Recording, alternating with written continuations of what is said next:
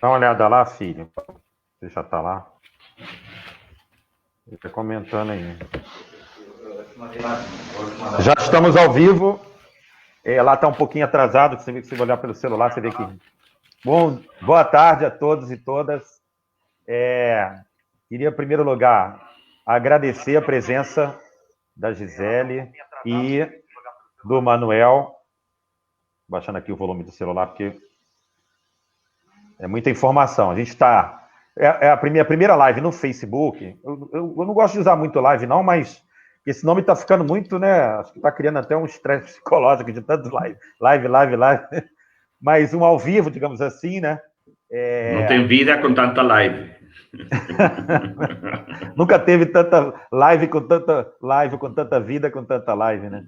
Então, eu queria, em primeiro lugar, agradecer muito, imensamente, a presença da Gisele Ricobon e Manuel Eugênio Garbalido, pela presença no ao vivo, no Facebook. E depois a gente vai disponibilizar isso em outras plataformas. Agradecer essa primeira ao vivo aqui no Facebook, quase que eu falava live de novo, mas a gente está aqui, estou mexendo aqui no programa, o pessoal saber que a gente está fazendo as coisas e está aprendendo fazendo. Então, o tema assim, importantíssimo para a situação que a gente está vivendo hoje no mundo, no Brasil, principalmente, né? A questão do neoliberalismo, da violência na cidade do Rio de Janeiro, a morte dos jovens, o João Pedro, a violência, né, que, de certa forma, também está resultado da fome, da miséria, das mortes pelo vírus, enfim. É um tema assim, que é muito importante para as pessoas que ainda não têm conhecimento do que seja, são professores da UFRJ, são professores da Universidade Pablo Olavide, e são conhecedores, né, doutores no tema, e a gente vai poder desenvolver aqui. Então, eu queria apresentar a Gisele, queria que ela se apresentasse também, e o Manuel, para poder a gente começar aí o debate. Muito bem, muito obrigada, professor Antônio Cláudio, dizer que é um prazer estar com você para discutir esses temas tão importantes hoje, né? Como você disse, eu originalmente sou professora da UNILA, da Universidade Federal da Integração Latino-Americana, estou atualmente em cooperação técnica aqui com a Federal do Rio, e, enfim, né, como você falou, também sou professora da Pablo de Olavide, junto com o meu querido amigo Manuel. Então é um prazer estar essa tarde com vocês aqui hoje discutindo sobre direitos humanos. Obrigado, Gisele. Manuel, queria que você fizesse sua apresentação também. Bom, boa tarde para todos e todas. Obrigado, Antônio, pelo convite. Agradeço muito a oportunidade de ter esta troca, esta conversa. Eu sou Manuel Gándara Carvalho, sou venezuelano, mas já estou morando aqui no Rio há uns 3 anos. Eu estou na situação de professor visitante na Universidade Federal do Rio de Janeiro, concretamente na pós-graduação em Direito, mas sou também professor lá na Pablo de Olavide, em Sevilha, Espanha, no mestrado em Direitos Humanos, junto com a Gisele Ricobon, que também é muito bom ter mais este momento para encontrarmos e continuar a debater alguns temas que, com certeza, são muito necessários para pensar alternativas na situação que a gente está experimentando neste momento. Então, muito obrigado, Antônio, pelo convite. Eu queria agradecer novamente, e a gente depois vai disponibilizar esse encontro em outras plataformas, em outras mídias, tal, em outras redes, e quem quiser depois a gente vai botar no YouTube, no Instagram, etc., né? Para as pessoas que estão em casa, que estão acompanhando nos seus aplicativos, nos seus smartphones e computadores, tal, e tablets, eu queria que vocês fizessem uma apresentação, falassem para a gente um pouco da origem, né, dos direitos humanos, digamos assim, do histórico, e aí uns 10 minutos cada um, tá? Aí quando tiver faltando uns 2 minutos, eu aviso, tá bom? Mas fica assim, não é necessariamente estar preso aos 10, mas só para ter uma ideia do tempo. Tá ótimo. Bom, o professor gosta de falar, né, Cláudio? Então, você, por favor, controle nosso tempo. Mas eu vou começar, então, a gente tem que tentar ser bem didático, né? Porque hoje em dia, enfim, não é só hoje em dia, tem muita confusão sobre esse conceito dos direitos humanos, e é muito curioso que o nosso governo atual, né, que sempre se colocou contra os direitos humanos, recentemente apareceu defendendo as liberdades, né? Falando contra a polícia, né? Quer dizer, realmente a gente está vivendo tempos muito conturbados e muito confusos, né? Mas a gente pode aqui ajudar a esclarecer cada coisa em seu lugar. Bom, direitos humanos, quando a gente pergunta o que são direitos humanos, né? As pessoas pode até não ter um conceito assim definido, né? Direitos humanos são direitos dos homens, né? Porque é realmente um tema difícil de você conceituar, né? Mas nós, na prática, sabemos, né, que direitos humanos são direito à vida, à liberdade, o direito de ir e vir. Então, a primeira coisa que eu gostaria de esclarecer é que esse é um tema que, às vezes, é tratado de uma forma muito cruel, né, e muito pejorativa, né, especialmente por aqueles que, enfim, não querem ver a proteção dos direitos humanos na nossa sociedade. Então, usam termos assim que às vezes até são esdrúxulos para definir os direitos humanos. Os direitos humanos são direitos das pessoas que não trabalham, né? Para não falar outro termo aí que o nosso presidente também gosta de dizer, né? São o direito só das minorias, o direito dos presos, o direito daqueles que não querem trabalhar, daqueles que se vitimizam. Nada mais absurdo e errado, né? Porque direitos humanos são direitos de todas e todos aqueles que têm essa característica, né, da raça humana, da racionalidade e da nossa espécie que, enfim, tem direito, várias categorias de direitos que não se resumem a um direito só, né? Então, direitos humanos, especialmente direito à vida, mas é uma categoria tão múltipla de direitos que envolve, né, direito ao trabalho, direito ao lazer, e direitos especiais que protegem ou a criança adolescente, ou os idosos, né, as mulheres, enfim, são categorias que foram sendo conquistadas ao longo do tempo por conta das reivindicações sociais. São direitos políticos também, direito do voto, do direito de ser eleito, de ser representado, né? Enfim, então são múltiplas categorias que dizem respeito à nossa sociedade, a nós enquanto indivíduos, mas também a nossa sociedade enquanto coletivo, porque existem direitos que são difusos e coletivos, por exemplo, o meio ambiente é um direito humano também. O acesso à água também é um direito humano, né? A proteção dos indígenas é um direito humano especial em razão da identidade desse coletivo de pessoas. Então, veja, é muito difícil a gente compreender e tentar rechaçar o discurso dos direitos humanos por esse desconhecimento, porque, na verdade, aqueles que falam, né, que não são a favor dos direitos humanos, estão indo contra a sua própria existência, né? Porque está indo, no final das contas, contra o seu próprio direito de existir e de se manifestar. Nós temos visto coisas tão absurdas, né? Às vezes tem pessoas pedindo intervenção militar, né? E aí vem uma repreensão, está lá com um cartaz, e aí a pessoa se indigna. Ora, quando ela pede intervenção militar, ela está pedindo que retire os seus direitos humanos, né? O seu direito de se expressar, o direito de pensar diferente, de reivindicar uma outra postura do Estado. Então, é uma contradição que ela não supera ali mesmo, né? A pessoa não entende, ao final das contas, o quanto isso também viola os direitos dela. Então, didaticamente, direitos humanos são um conjunto imenso de uma categoria muito variada de direitos. Nenhum desses direitos se sobrepõe a outros, né? A importância de cada categoria vai se colocar em cada caso, em cada situação em concreto, né? Então, a gente não pode dizer, a liberdade é mais importante que o direito à saúde. Não existe isso, vai depender das ponderações do caso concreto, dos bens que estão ali em disputa, dos conflitos que estão ocorrendo na sociedade, mas que é uma categoria complexa de direitos, que envolve, como eu falei, direito ao meio ambiente, direito à democracia, direito à paz, direito das chamadas minorias, que são, na verdade, maiorias, né? Direitos de várias espécies e naturezas aí, em função de um processo histórico. E aí eu rapidamente vou falar que processo histórico é esse, afinal, né? Porque ele surgiu em um contexto concreto, né? Os direitos humanos não surgem da metafísica, do céu, do desejo das pessoas, não. Surgem como resultado a respostas de, como eu falei, revoluções sociais, de rupturas nos processos históricos que vão movendo e adequando, né, as instituições e as estruturas de poder também.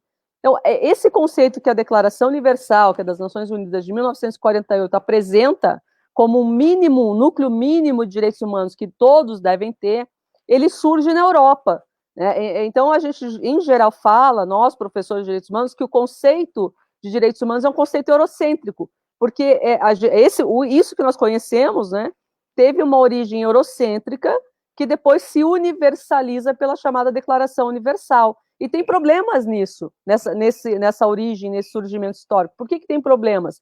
Porque a gente não considera outras visões de mundo a respeito dessas mesmas categorias, desses mesmos conflitos, né? Mas quando eu falo em direitos humanos, que são aqueles direitos traduzidos, né?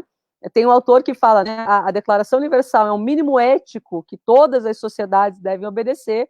Essa conceituação que a Declaração Universal apresenta, ela tem origem eurocêntrica e ela é resultado do que nós chamamos das revoluções liberais que a Europa passou e que depois foi influenciar o resto do mundo, a África, a América, especialmente a América Latina, com o liberalismo que vai exigir que o Estado proteja esses direitos mínimos, né? Inclusive contra aqueles que estão exercendo poder. Então, nós temos que classificar essa origem histórica também com o surgimento do Estado democrático e liberal, né? Que é um Estado que vai primar, né, por uma estrutura democrática, ou seja, que defenda os interesses do povo, né?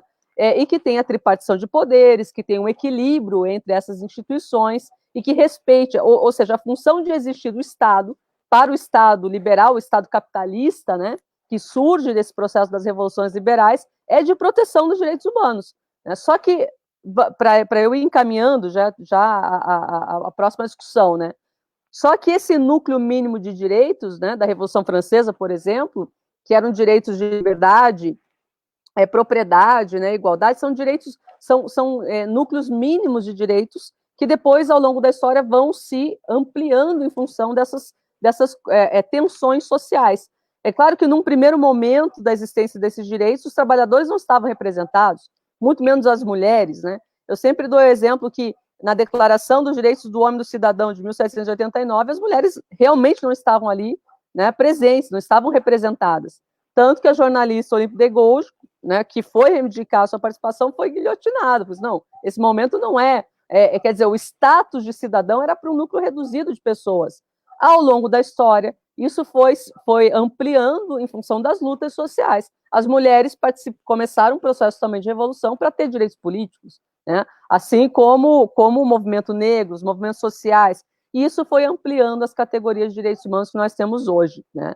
Agora, temos problemas com essa concepção aí eurocêntrica, temos problemas também com essa visão universalista de direitos humanos, que é toda uma discussão teórica, mas que hoje, Cláudio, eu gostaria de ressaltar, corre, inclusive, riscos de existir, porque nós tínhamos mesmo os estados capitalistas que valorizam, né, esses direitos individuais, direitos mínimos que o Estado deve respeitar. Hoje nós temos uma extrema-direita, ou seja, um grupo de pessoas que assumidamente diz que essa bandeira dos direitos humanos tem que ser jogada no lixo, né? Então nós temos a preocupação hoje, frente a estados fascistas, a estados neoconservadores, numa estrutura de capitalismo mais exacerbada, é inclusive perder aí os direitos mínimos, esse mínimo ético que a civilização ocidental conquistou e universalizou, né, à custa aí até do imperialismo geoestratégico que a Europa teve, mas que era considerado como garantia civilizatória. Hoje até isso, né, que nós criticávamos, corre risco aí de deixar de existir. Passo a bola, então.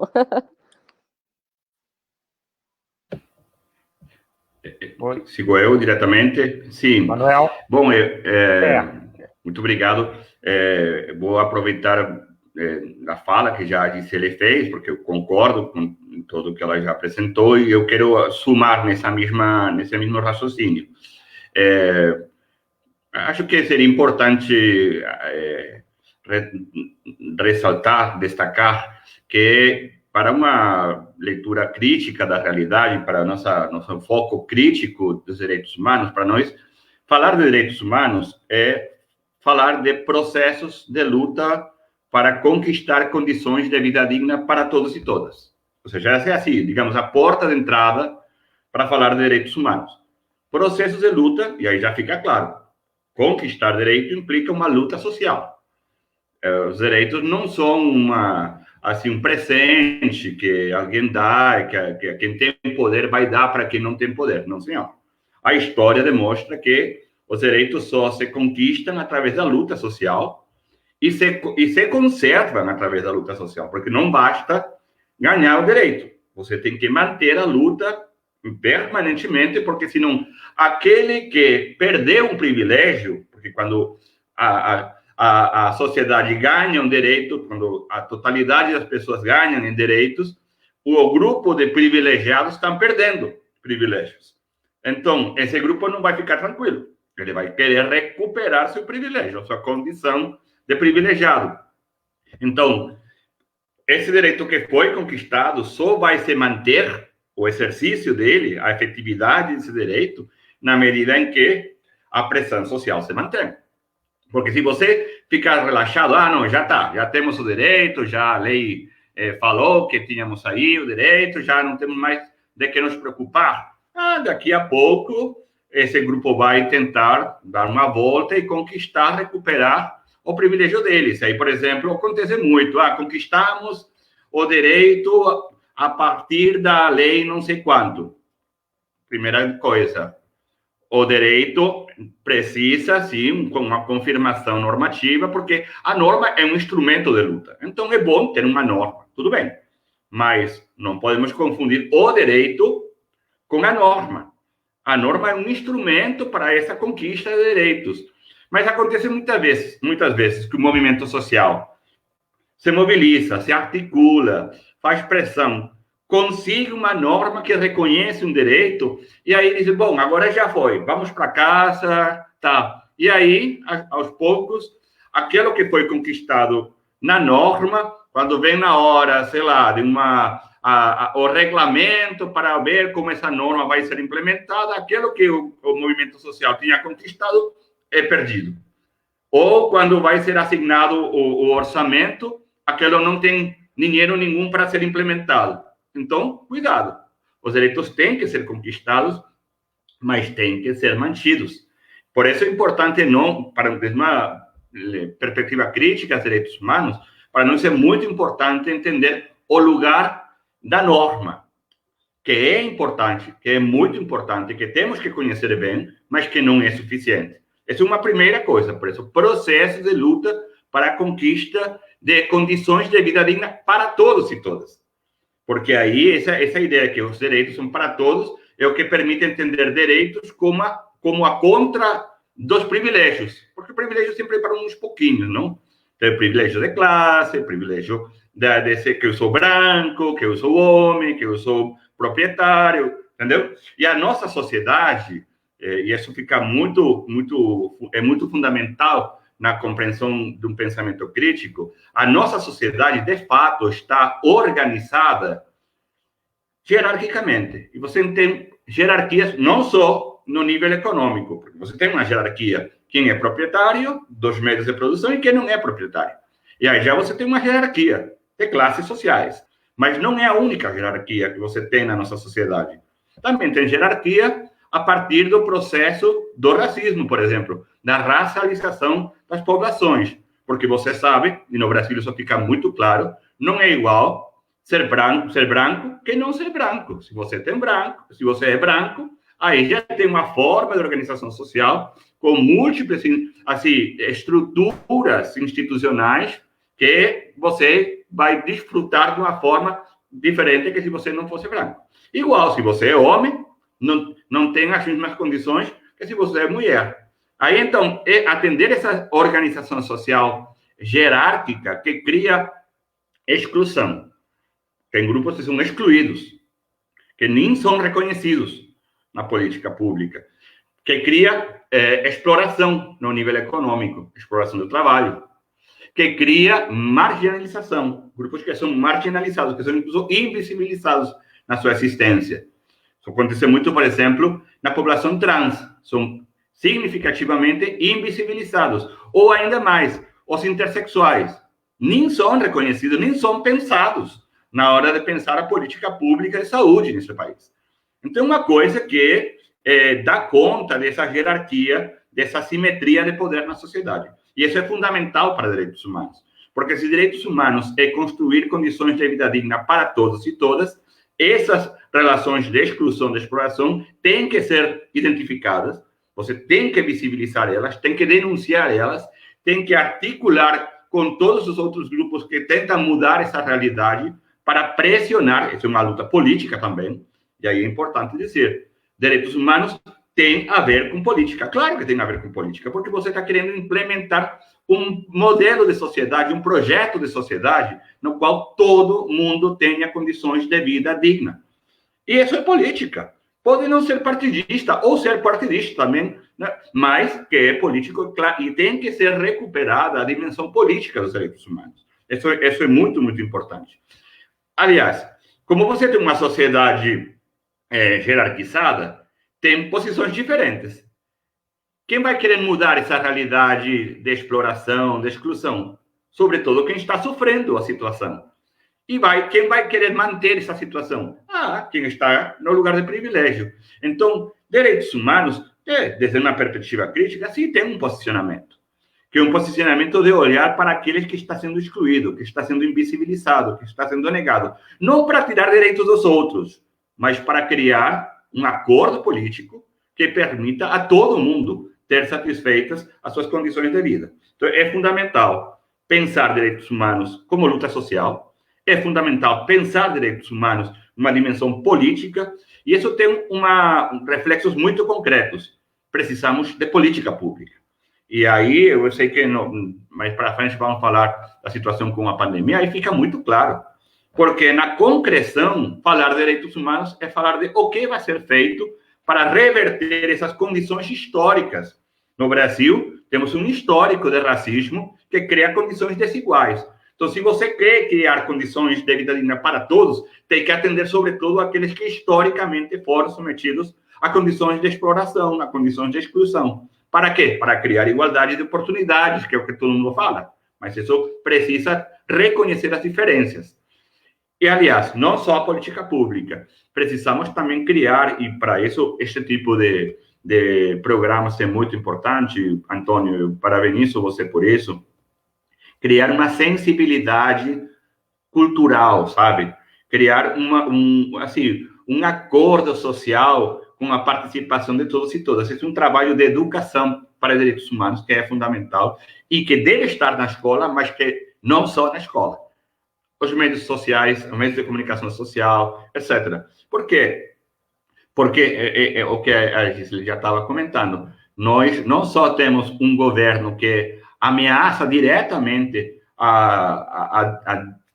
as condições de vida digna das pessoas, os direitos das pessoas, sino que esse governo tem o apoio de um grupo da população que não está entendendo, que não está compreendendo o que está sendo ameaçado, ou que está entendendo e está compreendendo e que está aceitando, o que é ainda pior, que está aceitando que homossexual não deve ter os mesmos direitos, que os negros não devem ter os mesmos direitos, que os indígenas não deveriam ter reconhecimento do seu território.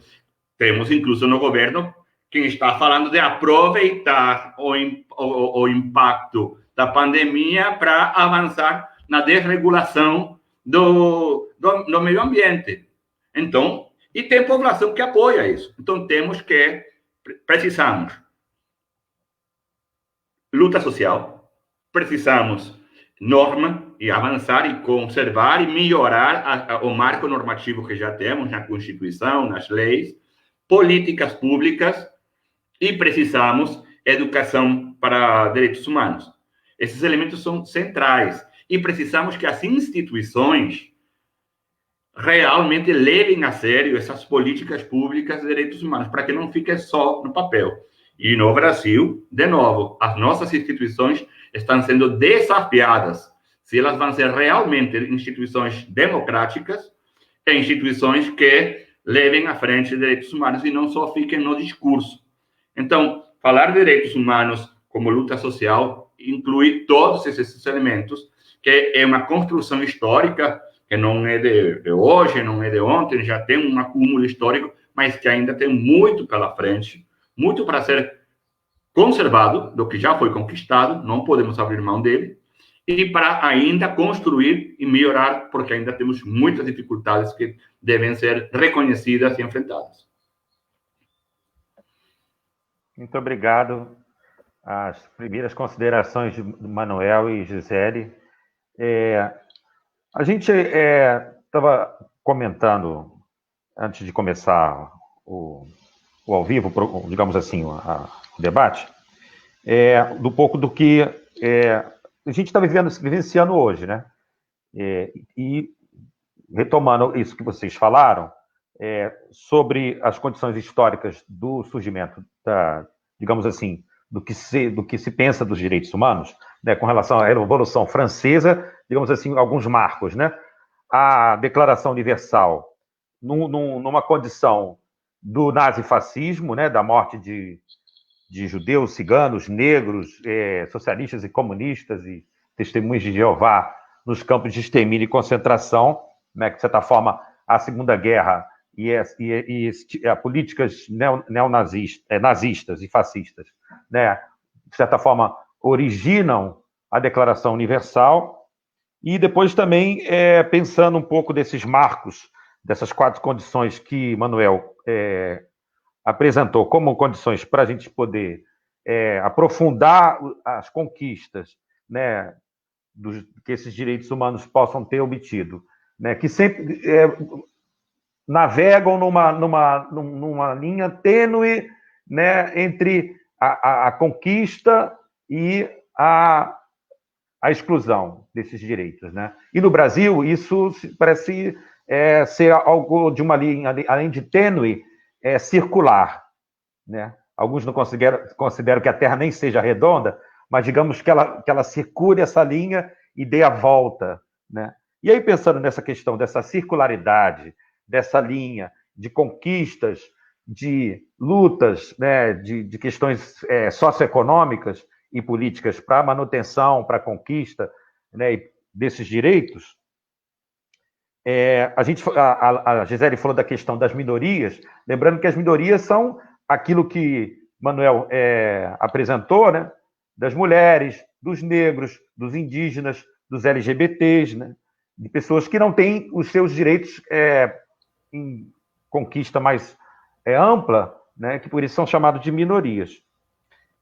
Então, já apresentando essa questão desse histórico, eu queria que a gente pudesse já depois caminhar para essa análise no Brasil atual, mais para digamos, o terceiro ou quarto bloco, com relação à Constituição de 88 no Brasil, e aí também fazer a discussão com relação à questão dos direitos, né? Porque a gente tem um rompimento, digamos, da questão dos direitos como um todo na lei, né? Um pouco dessa garantia do que são os direitos na lei, né? Como marcos legais, né? Essa ruptura com a ditadura civil-militar de 64 no Brasil e as ditaduras que ocorreram na América Latina. E aí depois falar dessa questão desse rompimento ou da fragilidade que agora também se coloca, né, para a sociedade brasileira, né, com relação a aquilo que vinha de origem também na Declaração Universal, do neonazismo ressurgindo na Europa, ressurgindo em políticas, né, no Brasil, neofascismo, a eleição do Trump, e aí teve agora a questão das fake news, a eleição do Bolsonaro, né, e essa linha que circulou, ela agora está sendo esgarçada por um rompimento não só da conquista desses direitos por essas minorias, quanto da manutenção do Estado Democrático de Direito, né, tendo em vista o questionamento ao Supremo Tribunal Federal, ao Congresso Nacional, ao discurso de um retorno de ditaduras. E aí, fazer agora essa apresentação, direcionando um pouco para isso na América Latina, né, depois da declaração, depois da Segunda Guerra, até chegar à Constituição de 88 no Brasil. E aí, depois também vocês fazerem um pouco desse comentário sobre esses direitos humanos e a discussão dele, né, com relação à teoria crítica, que também é bom as pessoas saberem que tem também uma teoria crítica dos direitos humanos, que vocês pudessem também falar um pouco sobre essas condições. Aí depois, no terceiro ou quarto bloco, a gente fala disso mais profundamente no Brasil, né, e aí falar da pandemia e falar da situação atual, né, também com relação ao neoliberalismo, que eu esqueci de citar. Então, em relação à declaração, depois da Segunda Guerra, a Constituição de 88, a questão do neofascismo, neonazismo, e depois levar para a discussão da pandemia no Brasil e a questão dos direitos humanos no Brasil. Tá bom? E a Gisele também, uns 10 a 15 minutos, e Manuel, se o Manuel quiser começar, ou a Gisele depois, também fica à vontade. Posso, Manuel, você quer falar? Pode ser? Então, a gente fez aí uma contextualização, né, de conceito histórico, e o Manuel falou um pouco como é que a teoria crítica, como é que um pensamento diferente desse que é colocado, né, como um pensamento único e clássico, reage também a isso. Em termos, assim, no frigir dos ovos, o que isso significa? Manuel disse o seguinte: bom, a gente acha que os direitos humanos são aqueles que estão conquistados nas leis, né, seja na Constituição, nos tratados, na legislação infraconstitucional. O Manuel deixou muito claro que essa garantia jurídica ou legal, ela é insuficiente, porque existem relações de poder na sociedade que nunca vão estar apaziguadas com as conquistas que, especialmente os movimentos sociais, os grupos vulneráveis tiveram nessa relação de forças, né? E quando a gente fala que relação de forças é essa, temos que dar nome aos bois, né? Do que a gente está falando? A gente está falando no Brasil, por exemplo, de um Congresso que não representa o povo, né? Nós temos bancadas que estão lá para assegurar interesses de grupos que não são dessas populações mais vulneráveis. Temos realmente partidos que estão lá pela luta, né, dos grupos vulneráveis, das mulheres, dos indígenas, né, dos trabalhadores, né? Nós temos, mas existem bancadas que estão defendendo os grandes interesses religiosos, né, da bancada religiosa, os interesses do armamento, né, do grupo que defende aí o desarmamento, interesses dos latifundiários, né, do grupo aí da agricultura, que não entende muito bem, né, o papel da importância do meio ambiente, não quer entender, porque acha que o lucro está acima de qualquer outro tipo de garantia.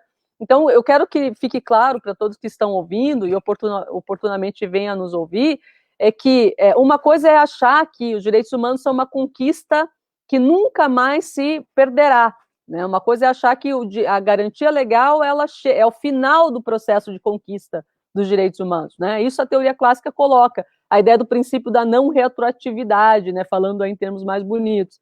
Outra coisa é entender que entre o que está colocado na lei, e aí eu já chego na Constituição de 88, Antônio, e a realidade há um abismo entre o que está escrito na Constituição e o que a realidade nos coloca. Por quê? Realmente, a Constituição de 88 é a Constituição cidadã.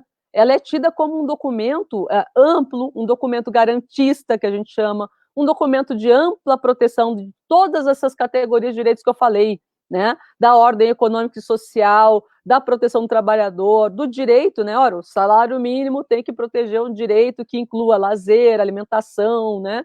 E uma série de condições materiais que, por exemplo, a Constituição prevê para o salário mínimo.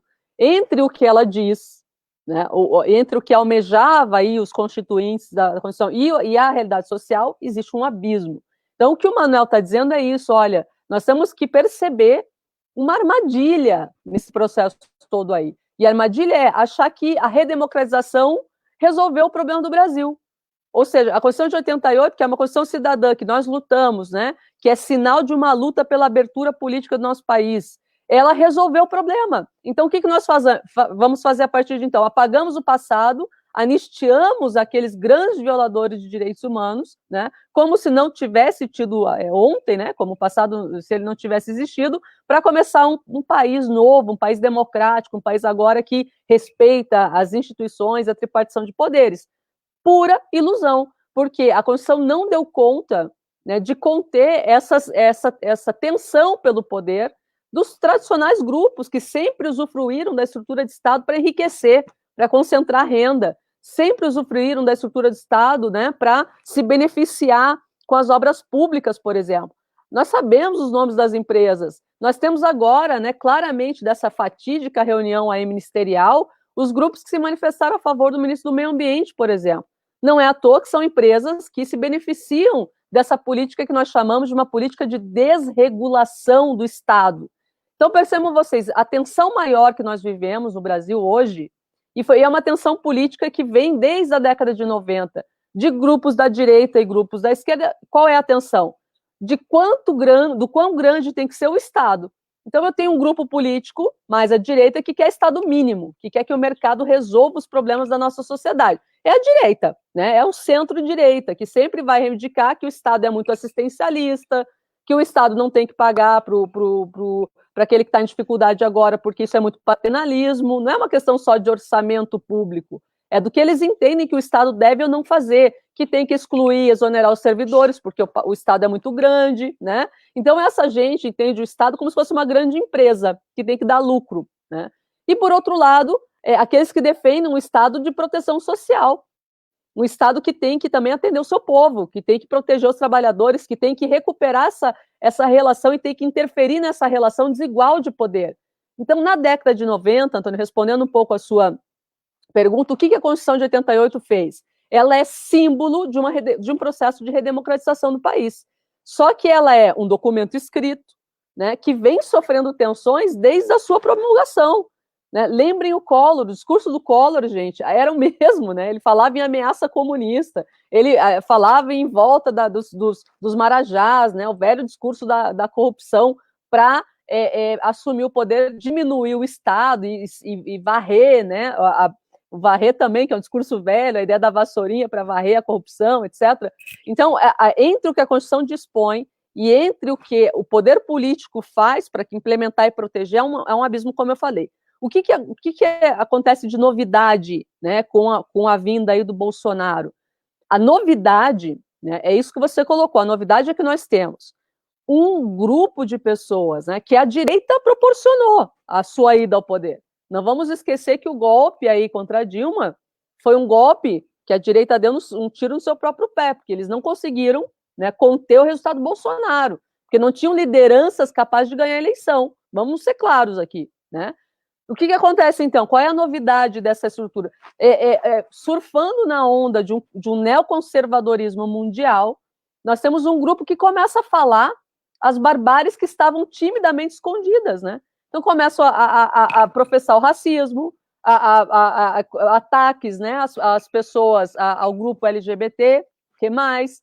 Abertamente falar contra os direitos humanos e mais, percebendo que há uma plateia que aplaude. Então, há uma plateia que agora, que estava calada, né, latente, mas que nunca deixou de ser o Brasil. O Brasil nunca deixou de ser racista, conservador, misógino. Esse Brasil está aí, nós sempre convivemos com eles, né? Na nossa família, no seio familiar, nos nossos vizinhos. É esse Brasil que se apresenta. Só que agora essas pessoas se empoderam para os representantes que vão bradar isso, rasgar a placa de uma mulher assassinada negra, né, e fazer sucesso com esse tipo de barbárie. São pessoas que fazem sucesso com a barbárie. Então, são pessoas que não seguem o republicanismo da direita, porque eles querem rasgar a Constituição para impor a sua verdade. E veja que a verdade, né, a verdade é um tema para o governo atual, né? A ideia da verdade, vamos sempre falar que a verdade é acima de tudo, né? A ideia da verdade é muito forte nessa propaganda, porque a verdade é a compreensão de mundo deles acima das demais. Quer dizer, é a impossibilidade de uma compreensão da diversidade de pensamento. Quando ele fala Brasil, né, acima de todos, quer dizer, se você não concorda com a ideia de povo, de brasileiro, do bom cidadão, do cidadão de bem, você tem que ser rechaçado do seu país. E eu li um artigo muito interessante hoje, eu não vou citar fonte porque eu posso errar de memória, mas para que a gente veja os símbolos do nazismo presente, né, nos dias atuais. E os símbolos são claros. Quando o ministro Weintraub fala que nós somos um único povo, esse discurso é ressignificado do discurso nazista. Quando fala, né, que o trabalho dignifica, que era a frase dos campos de concentração, né, na Alemanha, a ideia de que o trabalho, vamos sair da pandemia, que o trabalho, né, dignifica o homem, não importa o que aconteça. E quando ele fala dos ciganos, eu estava lendo isso nesse artigo de opinião, não é à toa, porque quando ele fala é um povo único, eu odeio o termo povos indígenas, né? E ele diz dos povos ciganos, que foram os segundos mais, né, do nazismo, foi o segundo grupo de pessoas mais atingidas.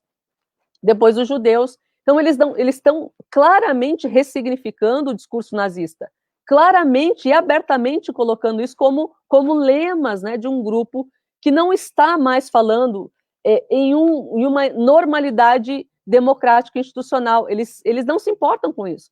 Por isso tem que ficar claro, as instituições não estão funcionando em sua normalidade. É piada quando vem uma autoridade dizer isso no nosso país, quando o ministro fala isso, o ministro do STF fala isso, né, abertamente numa reportagem, numa entrevista. Não estamos, porque esse grupo atenta contra a existência do Estado. Né? Eles estão atentando e violando, e não só, né, os princípios mais elementares da democracia, mas a existência do Estado como um todo. Então, estamos no limite. A todo domingo vai o presidente, né, tensionar a estrutura democrática. Todo domingo nós temos um show de horrores diferente desse senhor, né, que deveria estar em outro lugar, tensionando a estrutura, pautado num regime e num discurso nazista. Não existe mais outro termo para a gente falar, porque os símbolos foram, inclusive, resgatados, né? Eles não querem essa dissociação, eles querem ser associados com isso. O ministro das Relações Exteriores faz questão também de se associar a esse tipo de simbologia. E não querendo antecipar, mas é só para dar uma deixa aí para o próximo bloco, depois do Manuel, nós temos que pensar que a pandemia, né, é aliada do governo. Eu quero voltar nisso, né? A gente pode achar que a pandemia desestabilizou. Não, a pandemia, né, o Covid, tem sido aliado desse programa de governo, porque o programa de governo nazista era do extermínio, e a pandemia, ela vem para concretizar esse desejo. Né? E eu quero voltar nesse termo depois, que o Manuel também fizer as suas considerações. Obrigado, Gisele. Manuel. Muito obrigado. Eu concordo com o que é bom de falar de segundo é que você já aproveita o que já foi dito e aí só agrego algumas coisas. Isso é o que eu vou fazer agora. E eu quero começar problematizando a ideia de minoria, porque no Brasil você não tem como falar de minoria quando fala da população negra. E não tem como falar de minoria quando fala das mulheres. Então, as mulheres não são uma minoria. Pelo menos estatisticamente, os negros não são uma minoria no Brasil. São minoria, e esse termo tem que ser, então, problematizado. Se vamos falar de minoria, o que estamos querendo dizer? São grupos da população que foram inferiorizados. Não que são inferiores, mas foram colocados em uma situação de inferioridade no acesso aos seus direitos, no desfrute dos seus direitos, que é distinto. Por isso que é importante, quando eu estou falando de direitos, é que estou falando da possibilidade de eu construir projeto de vida e realizar esse projeto de vida. Estou falando de poder, então. Estou falando de poder. São relações de poder. Estou falando da capacidade de eu imaginar um projeto de vida individual e coletivamente. Não é só individual. Para uma leitura crítica dos direitos, a dimensão social é fundamental. A diferença do neoliberalismo, para o qual não existe a sociedade, só existe o sujeito individual, competitivo, Na nossa leitura, a dimensão social é fundamental, é estruturante do ser humano. Então, falar de grupos que foram colocados numa situação de subalternidade. E aí, dá para reconhecer, o patriarcado colocou a mulher numa situação de sometimento por parte do homem. Os negros, através do racismo, e os indígenas foram colocados numa situação de menor capacidade de acesso aos recursos, não só materiais, sino também simbólicos. E por isso as lutas sociais são em resposta a essa situação. E eu quero destacar isso por quê? Porque na hora de fazer leitura sobre direitos humanos no momento presente, como o momento presente está sendo tão forte o protagonismo da pandemia, corremos o risco de esquecer onde a gente estava. Qual é o processo histórico no qual nós estávamos? E aí, cuidado, nós não podemos perder memória histórica. Nós não podemos perder, por exemplo, a memória de que a nossa capacidade de resposta frente à pandemia está sendo condicionada por ter ou não ter uma rede pública de saúde forte. Afortunadamente, no Brasil, o SUS não foi desmontado como os neoliberais estão querendo e ainda estão querendo. Entendeu? Então, a política neoliberal que vinha sendo implementada não só no Brasil, sino na América Latina como um todo e no conjunto do mundo, é um ataque ao Estado de Direito, porque é um ataque às instituições encarregadas de prestar serviços sociais, por exemplo. Então, afortunadamente no Brasil temos o SUS, apesar de todos os ataques desses últimos anos. Mas olha como, então, nós vemos um histórico de políticas neoliberais que fragilizaram os serviços sociais e que fragilizaram a própria ideia de democracia. O neoliberalismo, no final das contas, é um inimigo da democracia. Ele termina inviabilizando um projeto democrático na medida em que democracia seja entendido como poder social sobre o campo político para ter poder político sobre o campo econômico. Quando eu entendo democracia assim, é o controle da sociedade sobre a política para que a política tenha controle sobre a economia, então o neoliberalismo é contrário à democracia. Então temos que entender que esse contexto atual, ele não começou, a gente não começou de zero. A história não arrancou com o coronavírus. Nós vínhamos já um histórico de neoliberalismo, de crise do Estado liberal, e isso cria umas condições de fragilidade das formas de representação política. Que nesta hora é fundamental pensar as formas de representação política. Por quê? Porque precisamos construir acordos sociais para levar em frente o grande desafio que significa uma crise sanitária como a que a gente tem entre mãos neste momento.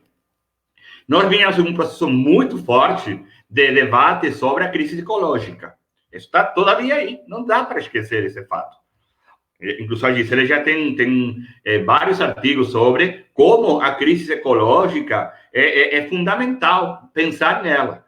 Então, temos uma série de crises políticas, de política pública, de desmonte do Estado, mas não só. Também temos um histórico, uma continuidade de lutas sociais que tampouco podemos esquecer.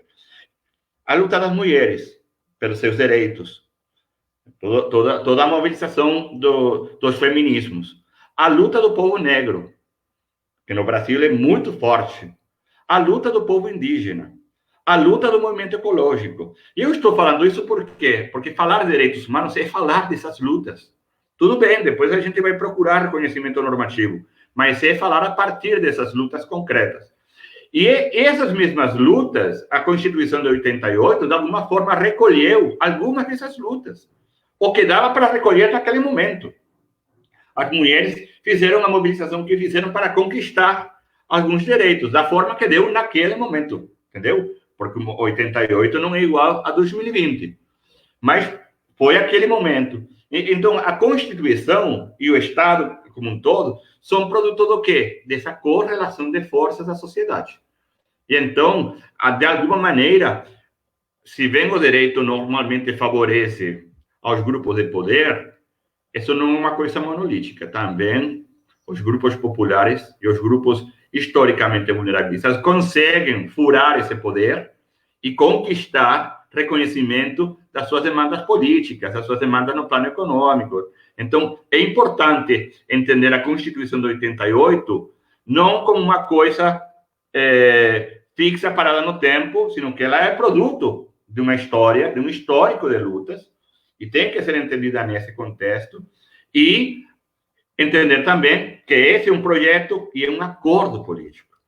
Que o que eu acho que é importante é entender que essa Constituição foi produto de um acordo político por avigorar a democracia, avigorar o reconhecimento desses grupos historicamente vulnerabilizados. Obviamente, também o poder se mobilizou para conquistar o que ele queria. Mas o que não podemos perder de vista na nossa leitura é essa luta histórica, que eu vou insistir muito, muito, muito nela. Então, hoje, essa luta continua. Essa luta continua de outra forma, com outros atores. Os povos indígenas, naquele momento, não tinham a visibilidade que podem ter hoje, pelo menos na América Latina como um todo. De 88 para cá, por exemplo, é muito importante identificar a força das lutas dos povos originários, por exemplo, na Bolívia, no Equador, da luta do povo Mapuche, no sul do Chile, da Argentina. Porque esses grupos que não tinham uma visibilidade naquele momento histórico, vêm construindo a sua mobilização permanentemente para conseguir que as suas demandas sejam colocadas no debate público, sejam reconhecidas. Igual das mulheres. Olha, a luta das mulheres por seus direitos sexuais e reprodutivos é uma luta que está muito presente e que não podemos esquecer, como se o coronavírus agora acabou com o problema da penalização do aborto, que ainda temos em muitos dos nossos países. Então, não dá para perder isso de vista. Não dá para perder esse acúmulo de força. Obviamente, a luta vai ter que ter alguns ajustes. Não dá para estar na rua neste momento. Temos que pensar outras formas de continuar essa luta. Mas a luta continua. Então, eu vou insistir nessa memória. Por quê? Porque um dos maiores problemas que eu identifico no Brasil, eu não sou brasileiro, mas eu já tenho 3 anos morando no Brasil e acho que alguma coisa vou entendendo. É o problema da memória histórica.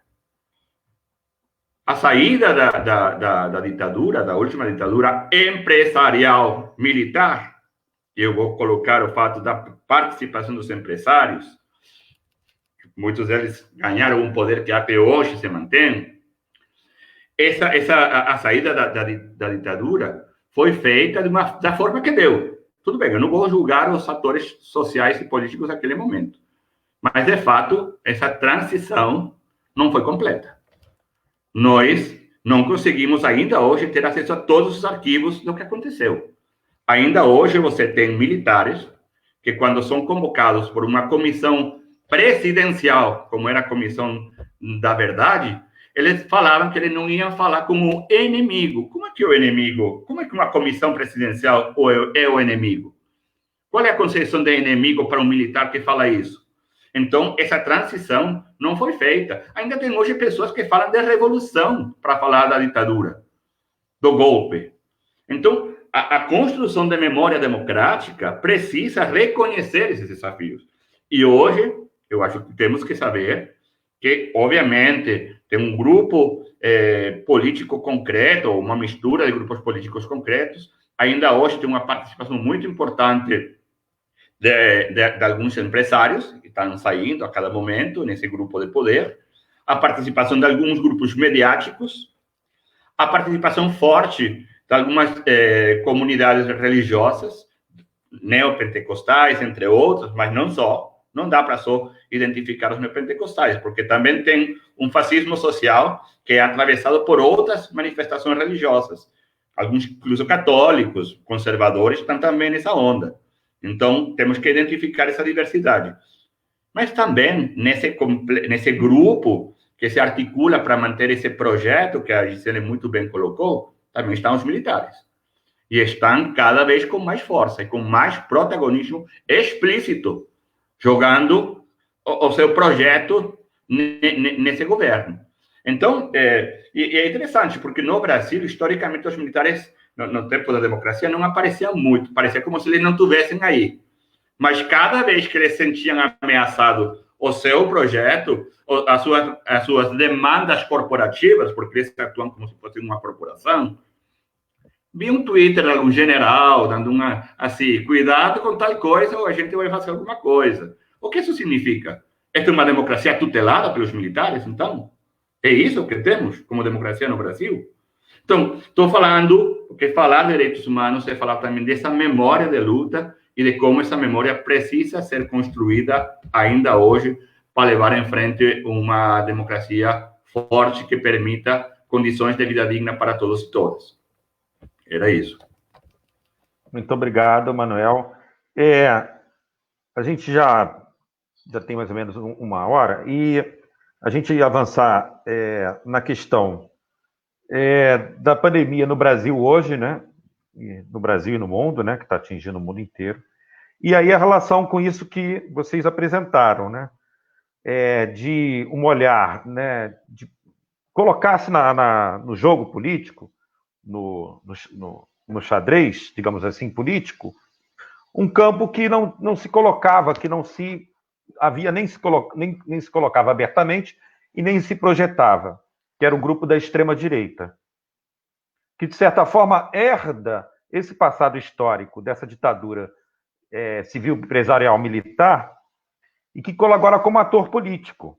E como ator político é preponderante, porque está na presidência da República e faz voz a esses demais, digamos, subatores políticos ou parte desse ator político maior que possa ser simbolizado pelo neonazismo ou esse neofascismo, que é uma onda, né, que já vem de algum tempo na Europa, né, de partidos de extrema-direita, que ganharam projeção e representatividade no parlamento e no executivo, né, ou via parlamentarista ou presidencialista na Europa, e que essa onda de extrema-direita ela atinge os Estados Unidos e, ao mesmo tempo, com esse uso das mídias, né, teve a operação hoje das fake news, e atinge os Estados Unidos, e essa onda também chega ao nosso litoral.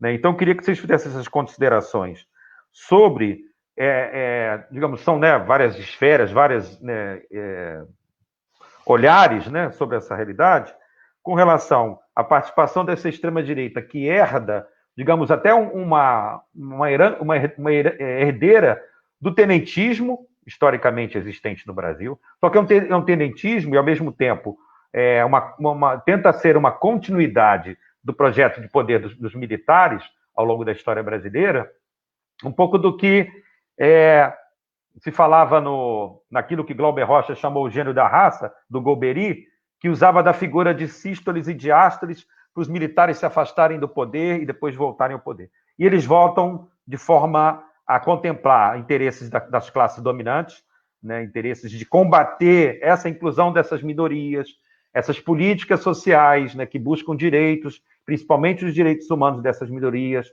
né, de inclusão de negros nas universidades públicas, de mulheres, dos LGBTs na sociedade e na sociedade brasileira, do histórico, de tanta exclusão historicamente, né? E aí eu queria depois que vocês falassem sobre essa questão, né, que a Gisele apontou, do neonazismo, e que Manuel apontou também, do neoliberalismo, com essa questão, com essa consideração da extrema-direita no jogo político, no xadrez. E aí depois também a gente pudesse analisar, vocês pudessem apresentar essas condições com relação, né, o Manuel também já falou, e Gisele também, mas que a gente pudesse pontuar a questão na pandemia, e quando caminhar para a questão da saúde hoje, com relação à saúde pública, dessa desconstrução, dessa existência da saúde pública e da educação pública, né?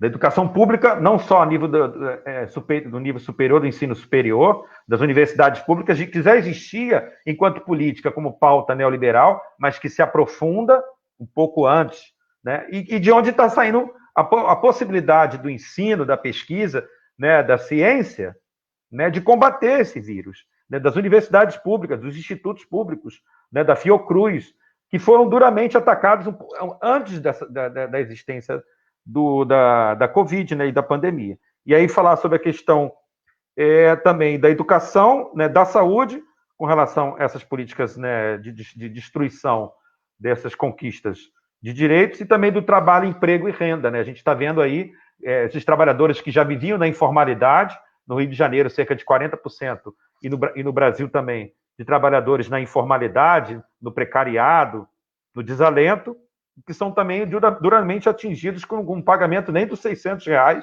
de bolsa para essas pessoas. Né? Aquilo que vocês já tinham comentado, né? Políticas da morte, né?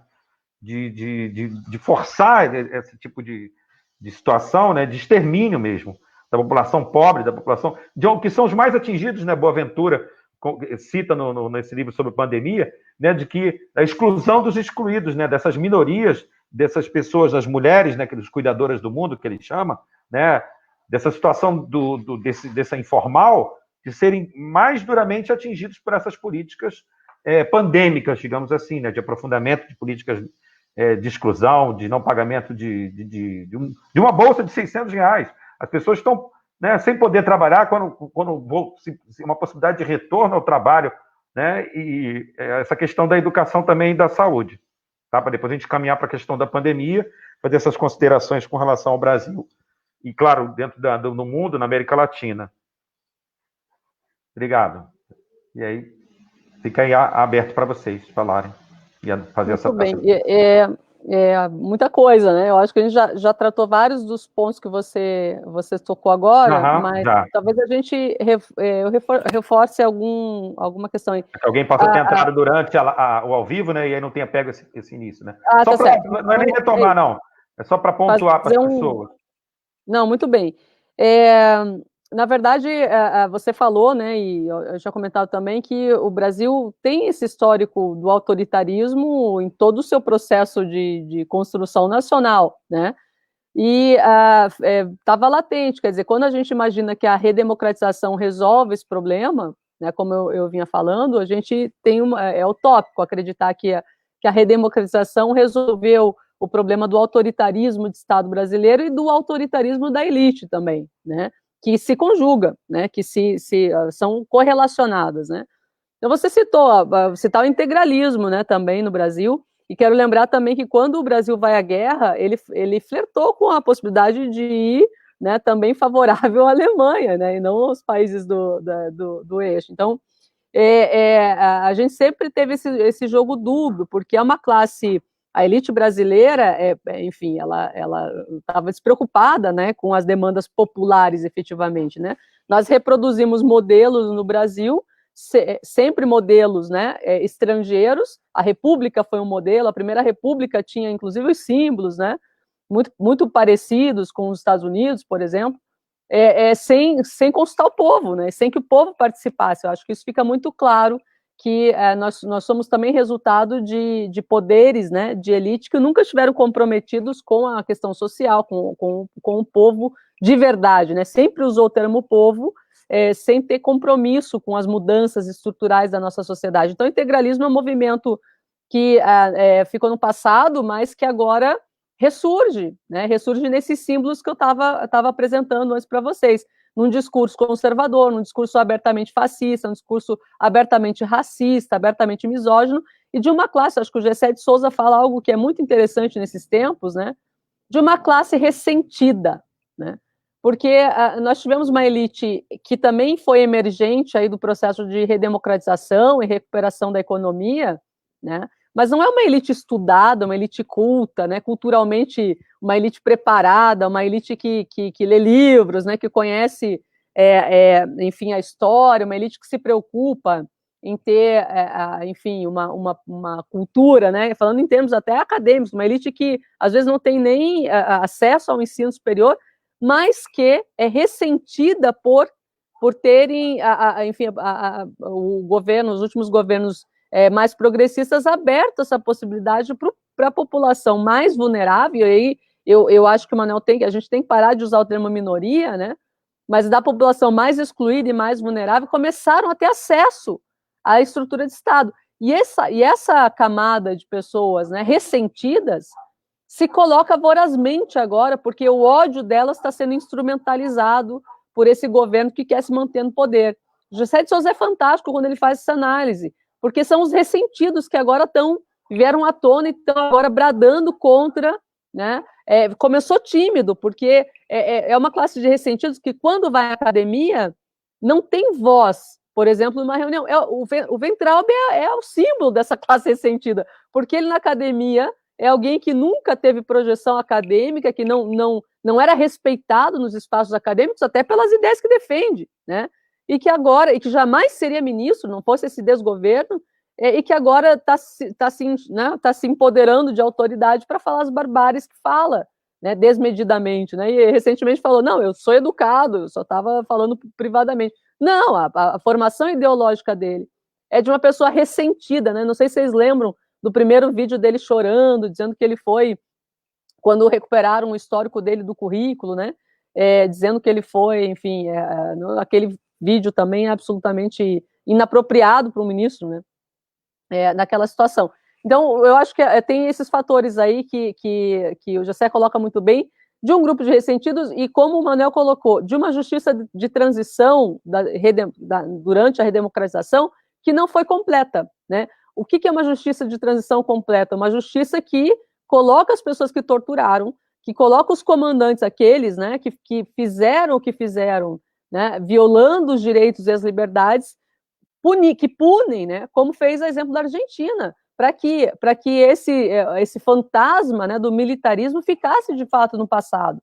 E aí nós temos os chamados generais de pijama, né, que estavam aposentados, né, e acreditando que tem um dever com o país em salvar o Brasil de uma utopia do comunismo, quer dizer, é um discurso requentado, que não faz o menor sentido com a realidade, mas eles não se preocupam, né? Assim como o ministro das Relações Exteriores fala de um globalismo que é uma elucubração mental, isso não existe, né? É um discurso muito mal engajado para tentar enganar, né, e pegar a torcida aí, que são desses ressentidos, né, que não queriam dividir os espaços de privilégio. Essa é a realidade. Os ressentidos quem são? Aqueles que não aceitam que o seu filho, né, que faz medicina na universidade pública, que é pago pelo dinheiro público, estude com o filho da empregada. É o ressentido, porque se acha melhor do que o outro, porque acha que o filho é melhor do que a filha da empregada, né? O filho dele não pode compartilhar os espaços, porque os pobres não podem voar, porque os pobres não podem ter acesso às instituições culturais, às estruturas coletivas de cultura, por exemplo. Esses ressentidos não admitem. E agora eles vêm falar de povo, estão preocupados com a economia e com... Essa estudante for negra, então? Não, que é isso, pobre, né? negra, sabe? for negro, aí... Né, e agora eles vêm dizer, né, que eles estão preocupados com o povo, com a economia, com o trabalho do povo. Isso é tão hipócrita, né? Porque é uma gente que, não sei se vocês lembram, né, que se coloca de forma melhor, né? O povo para essas pessoas cheira mal. Eles falam isso, né? A jornalista que diz, o povo cheiroso, o povo do bem está aqui, né? São pessoas que querem distância, são os ressentidos, que agora se juntam ao militarismo, ao discurso de alguém que preza pelo ódio, que preza pela intolerância, que preza pela morte, né, para justificar, né, com essa novamente resgate da bandeira anticorrupção, para resultar em tudo que a gente está vendo aí. E aí, para eu finalizar o meu raciocínio, aí eu já acho que a gente também encaminhar para a finalização aí da nossa discussão, desculpa falar, enquanto a pandemia, enquanto essa doença realmente tem sido instrumentalizada pelos desejos dessa gente, né? E é como eu dizia, como a pandemia de fato não é algo contra o governo, é um ponto positivo para esse governo, para esse governo que quer o genocídio da população, né? Então a pandemia veio como uma luva, né, para um governo descomprometido. Bom, a assessora do Guedes dizendo que que a morte dos idosos teria um impacto menor na Previdência. É isso que essa gente fala nas portas fechadas. É esse nível de discussão que eles têm. Não é nenhuma preocupação com a vida e O Guedes falou nessa reunião, eles têm que se ferrar. O Guedes falou dos funcionários públicos, falou, a gente se abraçou com o inimigo, colocamos uma granada no bolso e agora eles que se explodam.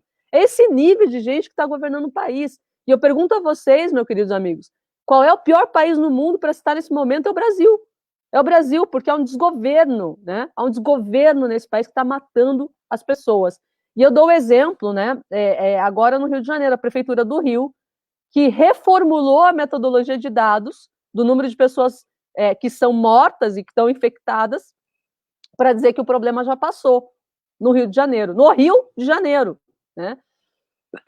Que nós temos aí um problema cada vez mais se agravando. Então, nós temos aí uma ausência absoluta de testes da população, né? A fórmula nós já sabemos, é só olhar para a Argentina. Está ali, seguiu o caminho. Na Argentina, governo e oposição se juntaram para salvar vidas. Aqui é uma briga para ver quem é que se omite mais, né? Para ter resultados maiores em relação à morte dessas pessoas. Então, o resultado da pandemia no Brasil reflete esse descaso, esse desgoverno, esse descompromisso com a vida e com a população em geral, né?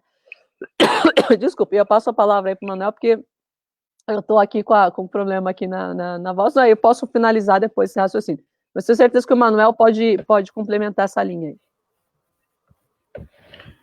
Muito obrigado, Gisele.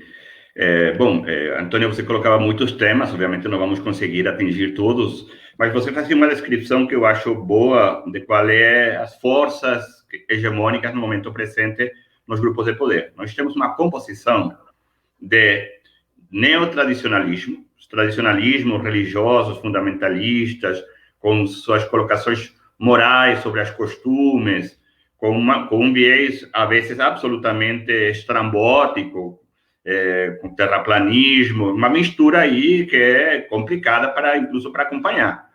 Porque, por vezes, eu não consigo debater com alguém que vem com a ideia de que a Terra é plana. O meu argumento chega, não tem como. Aí, o que você fala?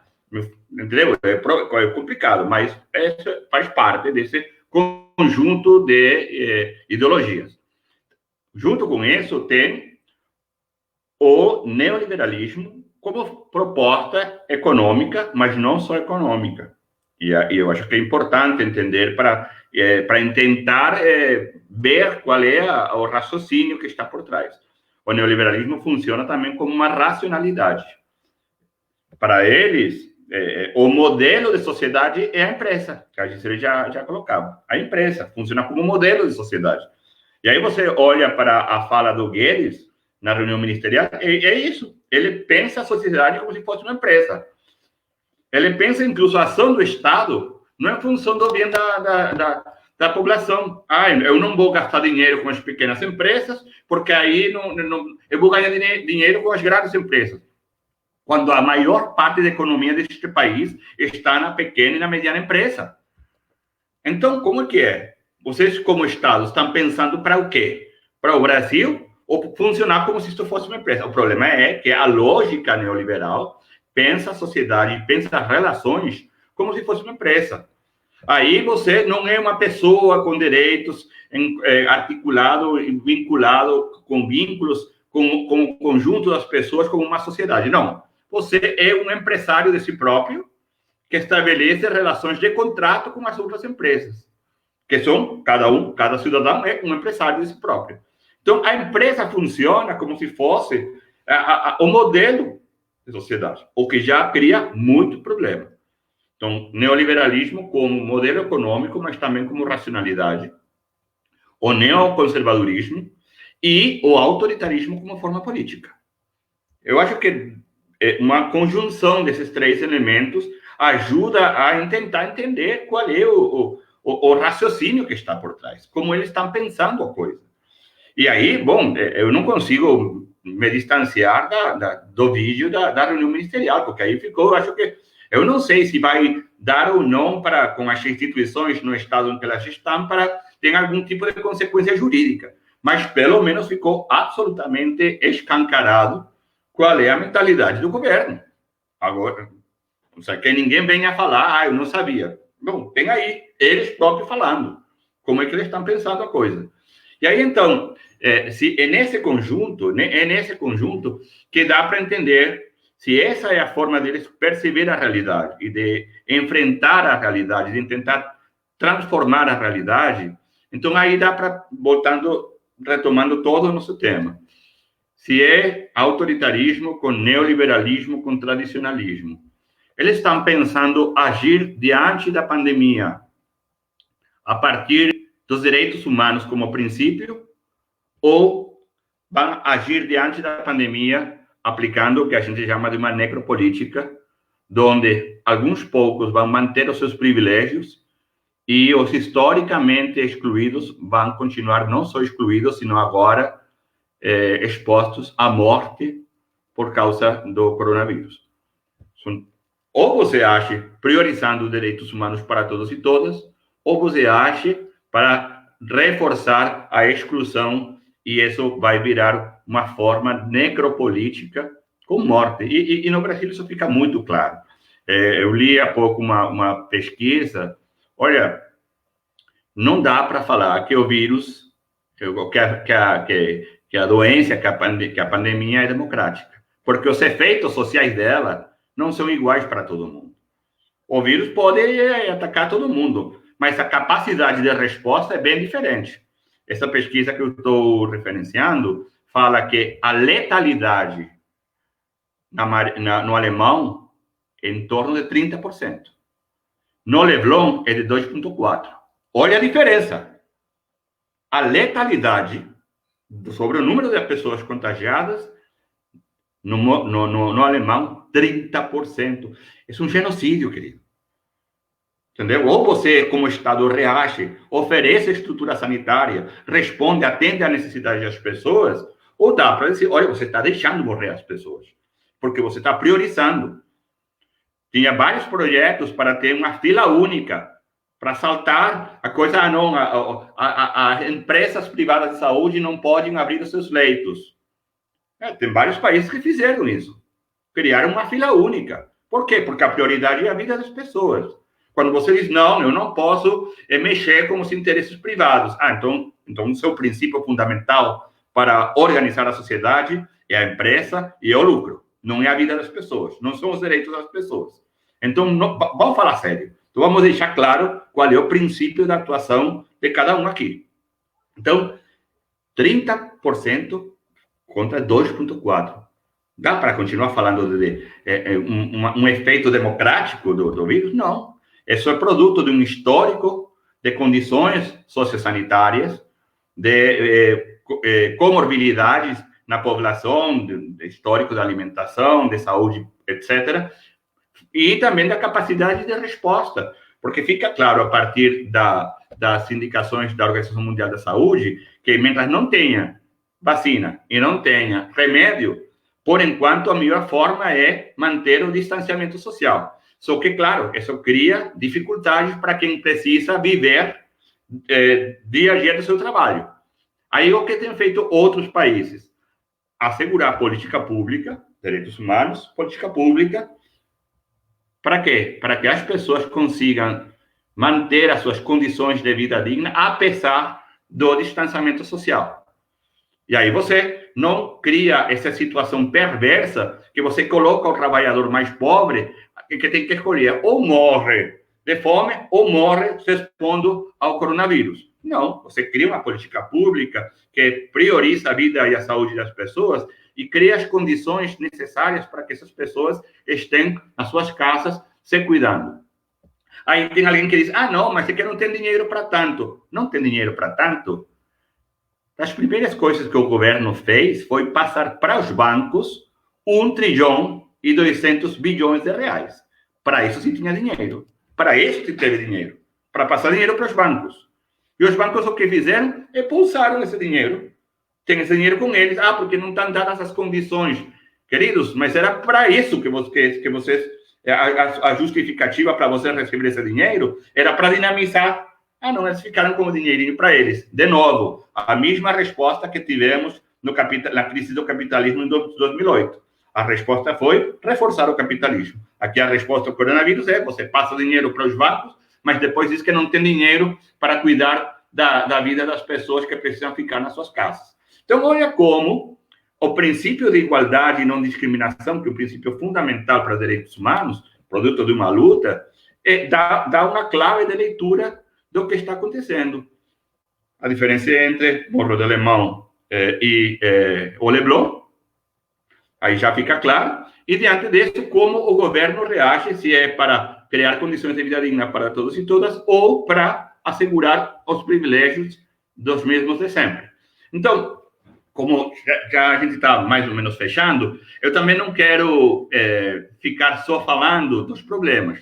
Por quê? Porque uma coisa interessante também que está acontecendo, Antônio, é que alguns países estão reagindo de forma diferente. E eu acho que é importante, nesses espaços, também apresentar as diferenças, que a Gisele também já fez, com o caso da Argentina. Por quê? Porque boa parte do discurso neoliberal é nos fazer acreditar que não tem alternativas. Não, é que é isso e não tem outra opção. Mentira, tem opções. Outros países estão agindo distinto. Estão fazendo distinto. A Argentina está fazendo distinto, Portugal está fazendo distinto, a Espanha está fazendo distinto, El Salvador está fazendo distinto. Estão assegurando as condições de vida das pessoas. E o Estado está se colocando nessa tentativa. Obviamente com problemas, com contradições, com dificuldades, porque apenas estamos conhecendo o coronavírus, não sabemos ainda muito bem, porque a pesquisa vai avançando. Afortunadamente, temos grupos de pesquisa, mas ainda estamos aos poucos. Mas já estão respondendo, e na resposta dá para saber se a prioridade é qual? É a vida das pessoas ou é o lucro dos poderes econômicos? E eu digo isso por quê? Porque essa falsa dicotomia, e tem que ser denunciada como uma falsa dicotomia entre vida e economia, isso é uma armadilha perversa. Por quê? Porque você está chamando de economia o que não é mais que acumulação de capital dos grupos de poder econômico. Porque economia passa pela vida, passa pelas condições de vida digna das pessoas. Assegurar a economia é assegurar o desfrute das condições de vida das pessoas. Isso é economia. É como você cria condições na produção, na distribuição, no consumo dos bens materiais para assegurar condições de vida para todos. Mas ele fala como, não, é que é a vida ou a economia. Não, o confronto é entre a vida, no raciocínio deles, entre a vida e a acumulação de capital dos grupos poderosos. Mas tem alternativas. Por exemplo, já tem grupos apresentando, olha, por que não repensamos como é feita, por exemplo, a recepção dos impostos? Por que não avançamos numa organização dos impostos, assim, da recaudação, que não sei a palavra em português, acho que é imposto, não é? Porque você pode ou taxar as grandes fortunas, e aí o que mais tem aporta mais, ou você mantém uma forma impositiva que obriga os mais pobres a pagar mais. No neoliberalismo é assim. Você cria estruturas jurídicas para quê? Para que os mais pobres paguem mais e proporcionalmente os mais ricos são quienes menos pagam. Então, vamos repensar como é a nossa organização impositiva para avançar numa recaudação de recursos necessária para fazer frente à pandemia. Vamos repensar como são as relações, por exemplo, com as dívidas. Por que não condonamos a dívida?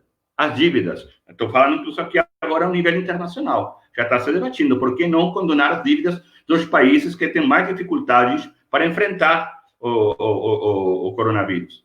Por que não repensamos a relação com a natureza, nessa clave frente à crise ecológica? Por que não pensar um novo pacto ecológico, socioambiental? Aí os aportes da Maristela Esbampa, que é uma socióloga argentina, são muito, muito bons nessa linha.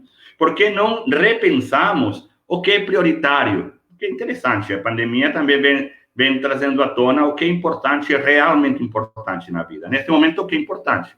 A saúde, a alimentação, os vínculos. E aí, olha, por que não dar realmente a importância que tem a economia dos cuidados? Historicamente assumida pelas mulheres nessa sociedade patriarcal, sem reconhecimento monetário. Então, por que não repensamos? Por que não aproveitamos? E tem países que já estão dando essa discussão. Como tem países que estão pensando a renda básica, não emergencial, sino universal, para todo mundo, além da pandemia.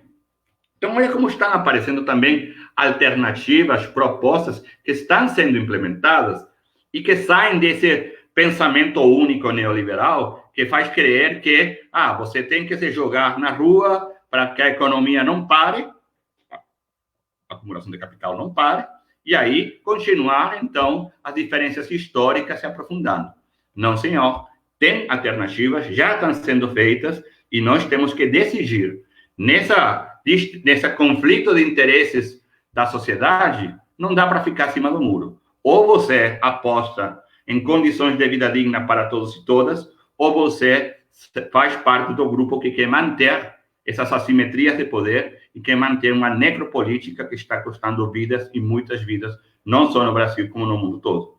Vou deixar por aqui para que a Gisele possa finalizar, então, o seu raciocínio. Muito obrigado, Antônio, pelo convite. Obrigado você. Né? A gente retorna só para finalizar aqui, para se despedir.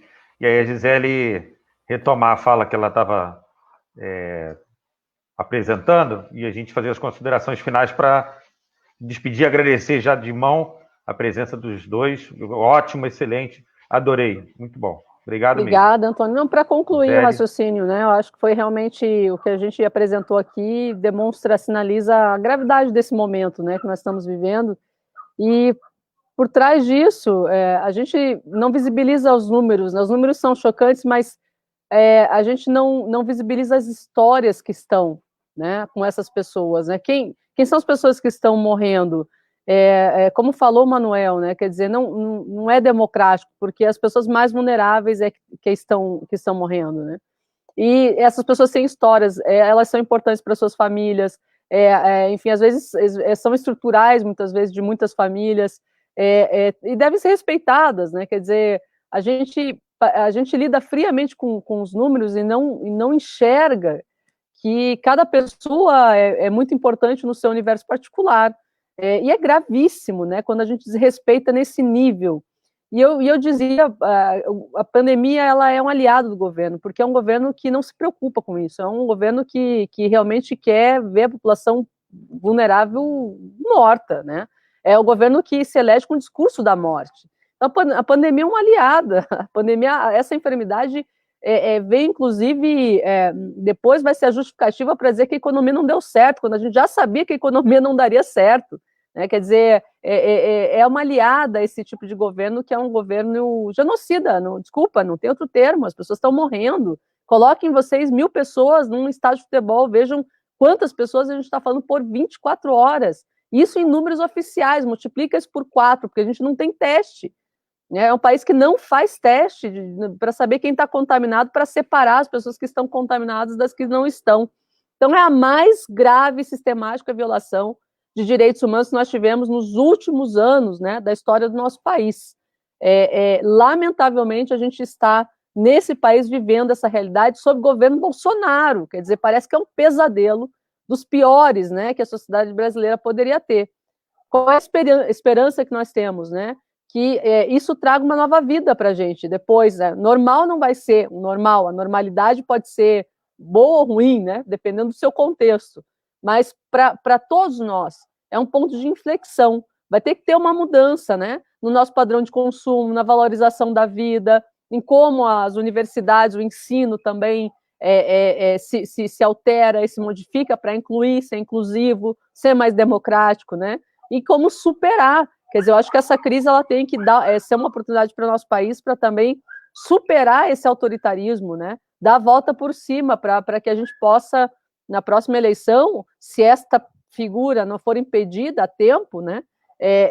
Na próxima eleição, recuperar esse país e retomar a nossa capacidade de valorização da vida, de valorização especialmente daquelas pessoas que produzem, né, a riqueza do nosso país. Porque vejam vocês, como bem falou o Manuel, né? Os especuladores que estão ganhando com a crise, às vezes ganham milhões sentados aí atrás dos seus computadores, né? Mas esses milhões não representam nada se ele não tiver comida à mesa. E quem leva essa comida à mesa são os trabalhadores que ganham menos do salário mínimo, que estão nos supermercados, né? Que estão fazendo transporte, as pessoas que estão trabalhando. A força do trabalho, né? Significa, é o grande valor que nós temos no nosso país, né? Não esses empresários que dizem que dão emprego, né, mas que não produzem riqueza. E falava, bom, um pouco avançando um pouco da esquerda, não são os detentores dos meios de produção, porque isso foi superado. Essas pessoas nem meios de produção têm, né, são especuladores do trabalho alheio, né, porque eles vão lucrar em cima do trabalho alheio, né, em razão da especulação que faz com o dinheiro do sistema financeiro. Ganha sem produzir nada, né, inclusive com ações, com papel, que não significa nada, né? O dinheiro a gente não come, né? Vai sobreviver aquele que tem condição de sobreviver, porque tem os produtos para que possa sobreviver, a água que chega, né? A saúde para que possa se proteger. Então a gente está numa situação mesmo de calamidade, mas a gente tem que, para finalizar, ter um discurso, encontrar alguma esperança mesmo, né? No meio desse caos social. E eu acho que a esperança é a gente também demonstrar que existe muita gente que pensa diferente, que está aliada, né, que se preocupa, que está resistindo, mesmo com as perdas, muitas vezes, de familiares, de filhos e pais que são muito próximos, né? E eu quero que vocês pensem que é uma doença gravíssima, né? É uma doença que a cada dia que passa se descobrem novas coisas, né, em relação a ela.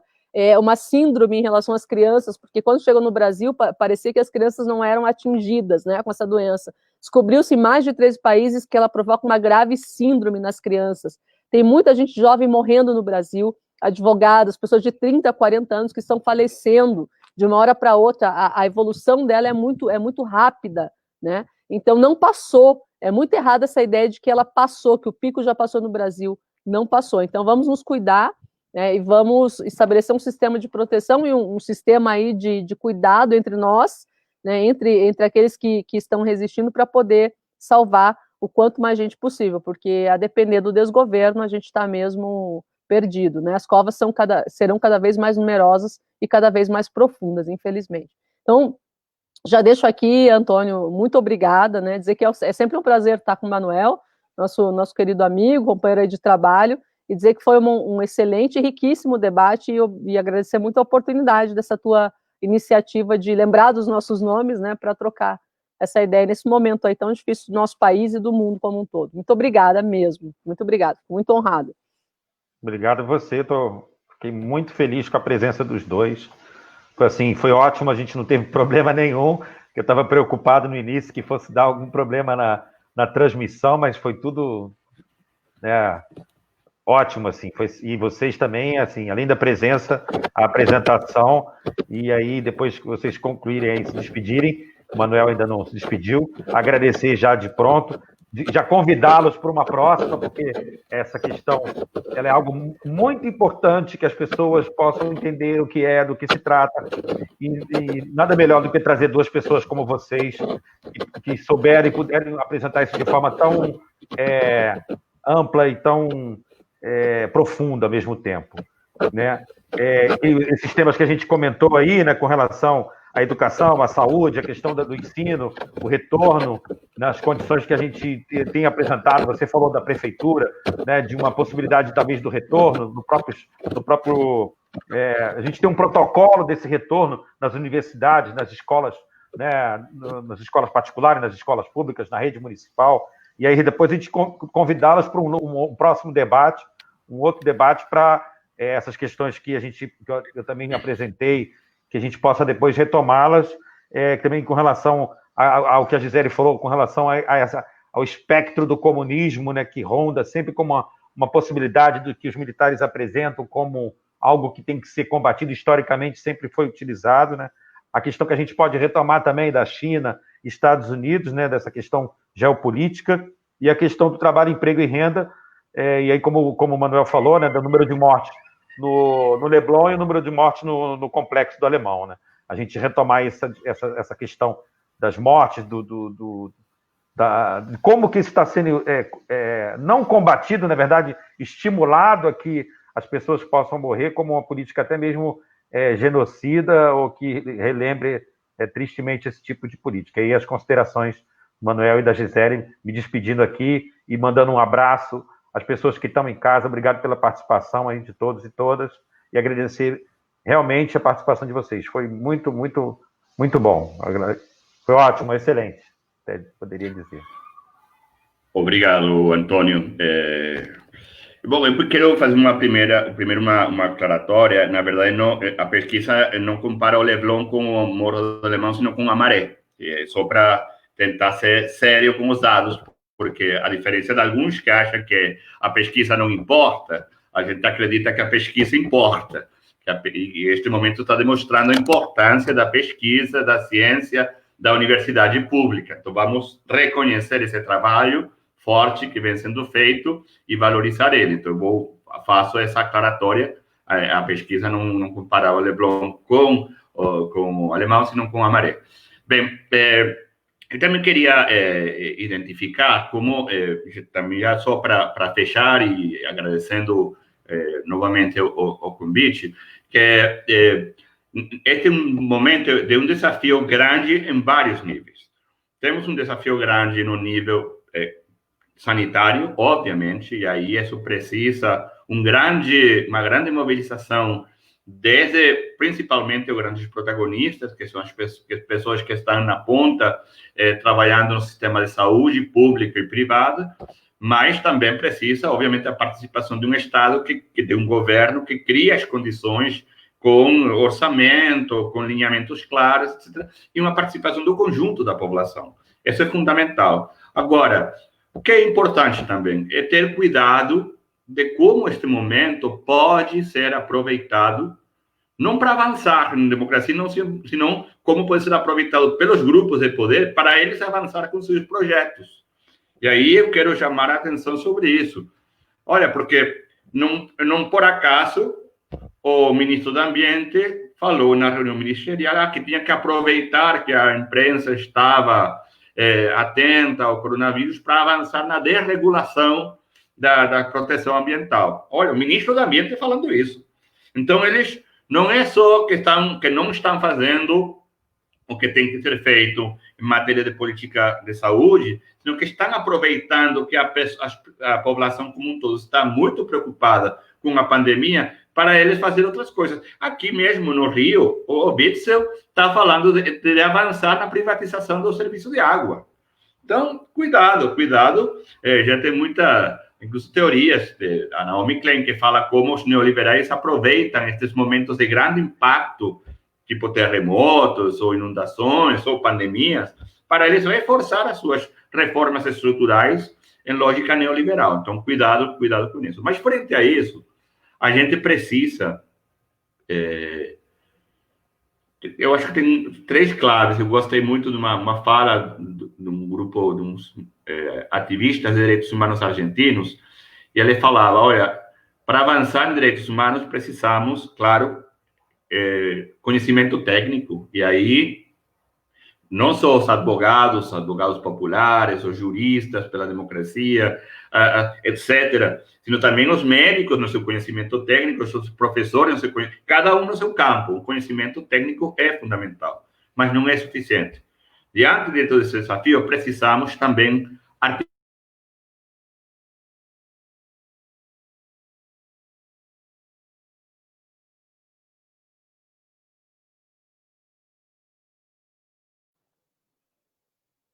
articulação política. A gente voltou? Antônio, não estou te ouvindo. Ficou uns 30 segundos só, foi rápido. Tá, eu dizia que finalzinho da sua fala.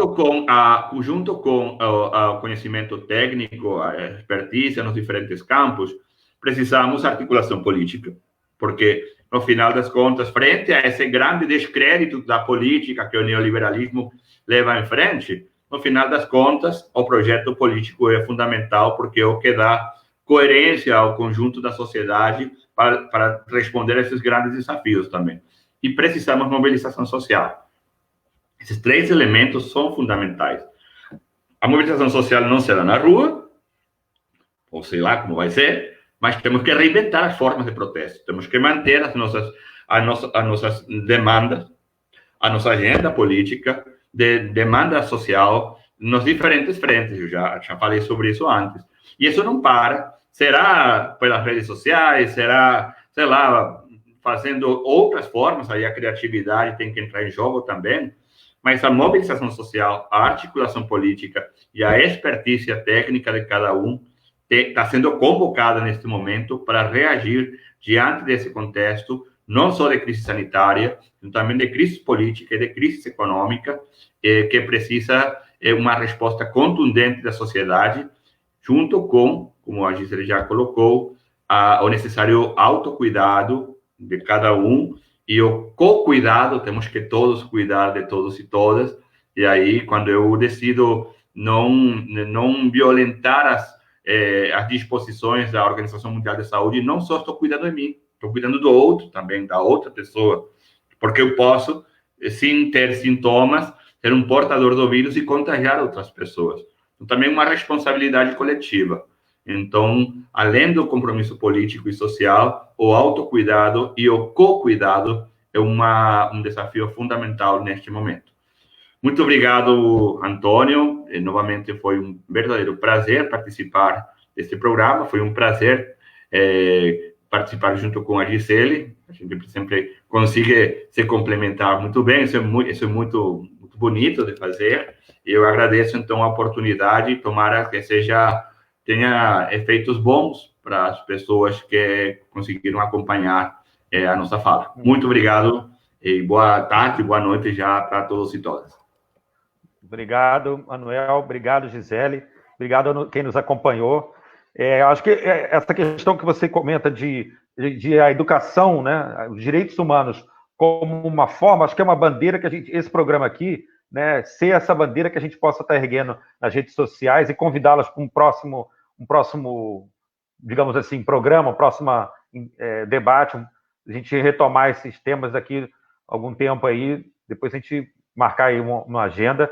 E esse programa que é estreia aqui no Facebook, eu queria que fosse, assim, de certa forma, uma homenagem às vítimas da Covid, aos mortos pela violência do Estado, a violência da política de governo, do governo Witzel, né, da falta de respiradores nos hospitais públicos, né, municipais e estaduais. Eu queria que fosse uma forma de homenagem às pessoas que estão morrendo por não terem atendimento, por não terem remédio, né, e sabendo dos desvios que houve aí, que estão ocorrendo, né, e também aos jovens que estão sendo assassinados, inclusive fazendo entrega de comida e tal, e que foram assassinados e que continuam sendo assassinados nas comunidades do Rio de Janeiro, né, nas periferias, né, esse povo que está sendo aí tão sofrido e tão penalizado mais uma vez, com políticas de destruição e morte.